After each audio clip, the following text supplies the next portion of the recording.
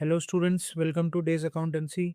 आज हम लोग क्वेश्चन नंबर 35 डी के गोयल का अटेम्प्ट करने जा रहे हैं। और एग्ज़ाम के पॉइंट ऑफ व्यू से और कंसेप्चुअली ये क्वेश्चन बहुत ही ज़्यादा इम्पॉर्टेंट है। इसके 5 केसेस हैं।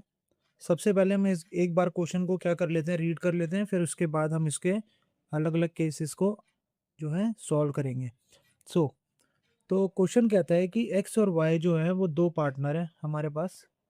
एक्स और वाई हमारे दो पार्टनर हैं और जो उनकी पीएल रेशो है वो है 2:1।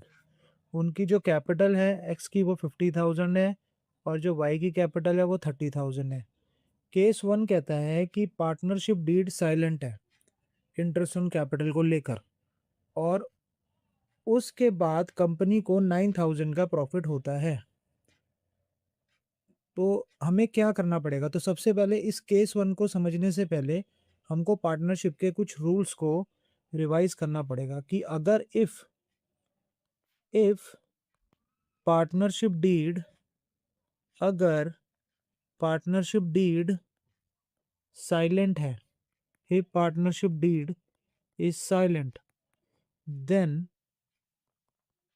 नो इंटरेस्ट ऑन कैपिटल, यानी पार्टनर्स को कोई भी इंटरेस्ट ऑन कैपिटल नहीं दिया जाएगा। कोई पार्टनर को सैलरी नहीं दी जाएगी। नो सैलरी, नो कमीशन, कोई कमीशन नहीं दिया जाएगा पार्टनर्स को। और जो पीएल रेशो होगी वो हो जाएगी ऑटोमेटिकली 1:1। और क्वेश्चन नंबर पॉइंट नंबर जो 5 है वो कहता है कि अगर पार्टनर ने फर्म को कोई लोन दिया है तो इंटरेस्ट ऑन पार्टनर्स लोन जो है वो हो जाएगा हमारा 6% पर एनम, राइट। तो अब पार्टनरशिप डीड साइलेंट है तो इसका मतलब इंटरेस्ट ऑन कैपिटल नहीं देना, ठीक है। तो हमें 9,000 का अगर हमें प्रॉफिट हुआ है तो हम लोग क्या करेंगे, सीधा इसको पार्टनर्स में क्या कर देंगे, डिस्ट्रीब्यूट कर देंगे। पहले यहाँ लिखेंगे कि नेट प्रॉफिट, कितने का नेट प्रॉफिट हुआ, 9,000 रुपीज़ का। और इंटरेस्ट ऑन कैपिटल अब हमको देना नहीं है तो हम इसको सीधा पार्टनर्स में क्या कर देंगे, डिस्ट्रीब्यूट कर देंगे।